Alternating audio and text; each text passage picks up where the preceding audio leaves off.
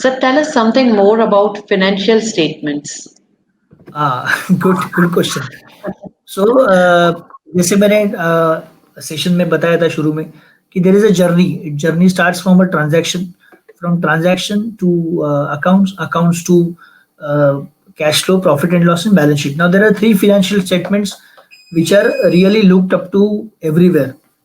Sorry, तीन financial statements बहुत important होती है, cash flow statement, profit and loss और बैलेंस शीट।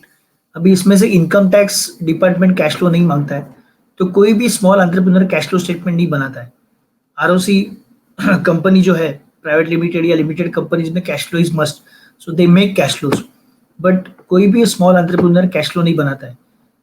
हालांकि मेरा एक्सपीरियंस ऐसा है कि अगर इनकम टैक्स न मांगे तो small entrepreneurs profit and loss और बैलेंस शीट भी नहीं बनाएंगे, because accounts is the least important section for them और least important thing for them. So ये फाइनेंशियल स्टेटमेंट्स है, वो तीन है primarily: balance sheet, profit and loss and cash flow. Now profit and loss and balance sheet are part of your outcome of your accounts, whereas cash flow is a different thing.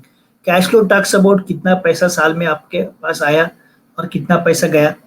Cash flow में आपके पास पैसा सिर्फ तीन वे से आता है: या तो आप खुद का पैसा इन्वेस्ट कर रहे हो, या तो आप लोन ले रहे हो, या तो आपने जो सेल किया उसमें से आपको पैसा आया है।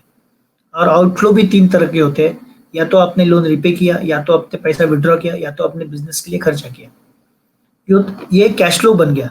और कैश फ्लो के बाद जब भी आपके बैलेंस शीट या प्रॉफिट एंड लॉस देखते हैं, तो profit and loss is assessment of your profitability. आपको साल में कितना प्रॉफिट हुआ है, क्या हुआ है, रियली प्रॉफिट हुआ है, नहीं हुआ है, आपके पास स्टॉक में कितना पैसा पड़ा है। अगर आप मैन पावर इंडस्ट्री में है तो मैन पावर इंडस्ट्री का आपका आउटपुट रेशियो क्या है। Suppose if you are paying salary of say 1 lakh, then what is my outcome, जिसको हम लोग इनपुट आउटपुट रेशियो बोलते हैं। प्रोडक्शन में ये input output ratio is very easy to assess. मैंने अगर 100 मटेरियल का इनपुट किया है तो उसमें से मेरा आउटपुट प्रोबेबली 80 बनता होगा, 20 का मेरा वेस्टेज होता होगा। ये इनपुट आउटपुट रेशियो जो है वो आपको प्रॉफिट एंड लॉस से असेस करना है। और balance sheet is your year on year strength.